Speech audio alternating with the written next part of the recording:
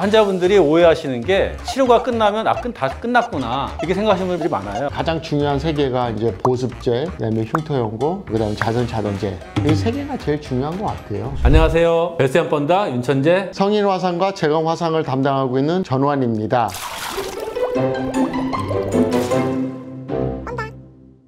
오늘은 좀 특별한 손님을 모셨어요. 치료 후에 피부 관리를 어떻게 해야 되는지에 대한 것들하고 다른 치료 방법에 대해서 궁금해하시는 분들이 많거든요. 그래서 오늘은 특별히 전후환 부장님을 같이 모셨습니다. 성인 화상이랑 재건을 담당하고 있는 전후환이라고 합니다. 저랑 같이 13년 동안 같이 일해 오신 분이에요. 치료가 끝났는데도 왜 피부 관리가 필요한지. 환자분들이 오해하시는 게 치료가 끝나면 다 끝났구나 이렇게 생각하시는 분들이 많아요. 근데 사실은 그 표피세포가 만들어진 이후에도 원래 자기의 질감과 색깔로 돌아오는데 시간이 상당히 많이 걸리거든요. 꾸준하게 관리를 잘 해줘야 되는 거에 있기 때문에 그런 부분들 설명을 드리는 거예요.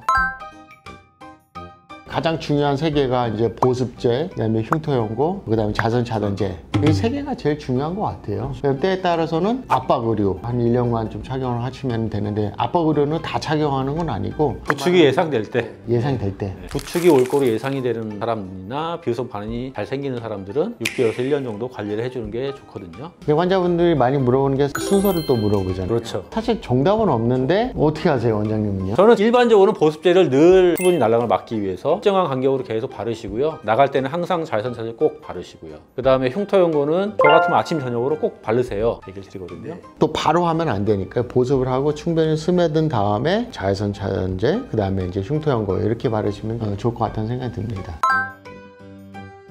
소아 같은 경우는 엄마 마음에는 보습을 이만큼을 바르죠. 네.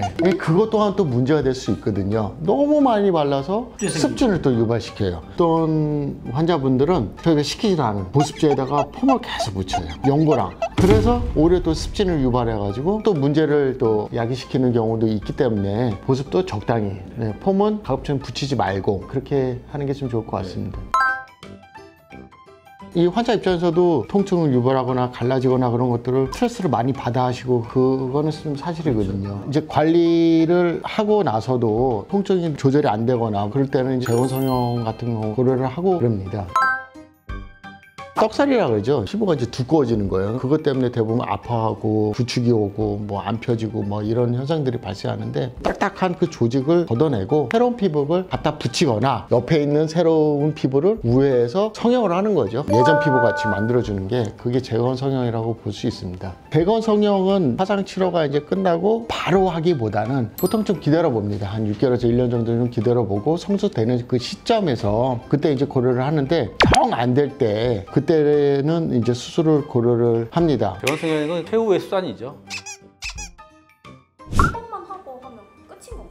한 번에 하는 경우도 있고 나눠서 하기도 하는데, 사실 환자들은 한 번에 하길 원합니다. 한 번에 하고 모든 걸 빨리 끝내길 원하는데, 그렇게 되면은 결과가 이렇게 생각만큼 좋지 않게 나올 수 있기 때문에 수술 시간도 너무 길어지면 그것도 환자한테 결코 좋지는 않거든요. 급성기 때야 바로 피부 이식을 해야 되고 그런 경우가 많이 발생을 하는데, 의사랑 환자랑 잘 상의를 해서 단계적으로 좀 천천히 하는 게 좀 좋지 않을까 싶습니다. 환자들이 자주 물어보는 질문들을 정리했는데 대답해주세요. 네, 누가 대답해야 되냐? 제가요. 안 돼! 목욕탕, 수영장 언제 가도 되나요? 초기부터 저는 가볍게 씻으라고 얘기해. 다 낫고 나면 2주에서 4주 정도는 수영장이나 탕은 피하시라고 말씀드려요. 우리 이 피부가 피부층과 위에 있는 각질층까지 다 형성되는데 시간이 필요해요. 이 피부를 보호해주는 막이 형성되는 건데, 그 막이 형성되기 전에 물에 오랫동안 담그거나 또 활동을 했을 때 약했던 피부가 벗겨지거나 물집이 생기거나 갈라지거나 하는 그런 2차적인 문제가 생길 수가 있어요. 어떤 환자분들은 탕에 들어가면 색깔이 많이 변한다고 이렇게 많이 호소하세요. 근데 그런 것도 결국 이제 피부에 좋은 건 아니죠. 굳이 화상 입어서 다쳤는데 또 탕에 들어가고 싶어요? 술 마셔도 되나요? 언제부터 가능해요? 술을 마셔도 된다고 하는 의사 보신 적 있나요? 당연히 안 된다고 그래야지. 몸에 있는 수분이 간에서 해독하기 위해 쓰이기 때문에 피부에 있는 수분을 다 가져가거든요. 건조해지고 힘들어져요, 술을 많이 드시면. 또 하나 문제는 술을 먹고 나서 실수하시는 분들이 많아요. 자다가 놔두기 막 긁어요. 그냥 상처를 만들어. 또 그 다음에 술 먹고 상처 있는 데를 툭툭 부딪혀요, 어디서. 근데 자기는 몰라. 다음날 보니까 여기 물집 생겼네? 이래서 오신 분들이 있어요. 그래서 음주는 전 뭐 한 달 정도는 안 하시는 게 좋을 것 같습니다. 말씀드려요. 그 술 또 얘기하면 담배는 펴도 돼요? 이렇게 물어보시는 분들이 있을 것 같아요. 당연히 안 되죠. 굳이 둘 중 하나 뭐가 더 안 좋은지 뽑자면 둘다 그렇죠.